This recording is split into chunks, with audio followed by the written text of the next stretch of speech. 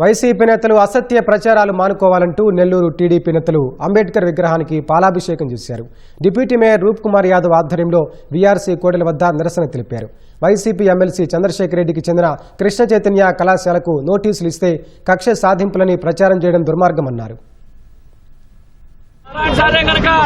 కక్ష సాధింపులు చేస్తే నెల్లూరు నగరంలో రాజకీయం చేయగలుగుతారా చంద్రశేఖర్ రెడ్డి గారిని అడుగుతున్నా.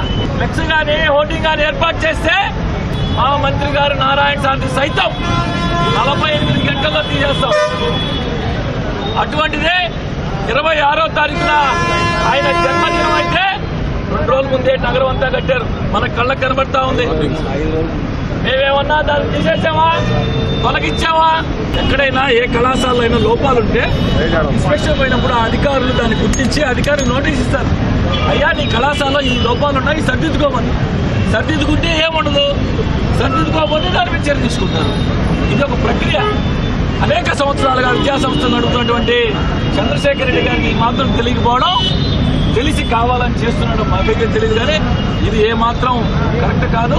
మాబోటి నాయకులు కార్యకర్తలు ఎవరైనా ఆవేశంలో ఏదైనా చెప్పినప్పుడు నారాయణ సార్ మా అందరికీ చెప్పే మాట ఒకటే, మనం మన అభివృద్ధితోనే సమాధానం చెప్తాం. ఎవరి జోలికి వద్దు, ఎవరిని కక్ష సాధించొద్దు. నారాయణ సార్ గారి మీద అబండాలు వేశారంటే ఇంతకంటే దుర్మార్గం మరొకటి ఉండదు అని చెప్పి సందర్భంగా తెలియదు.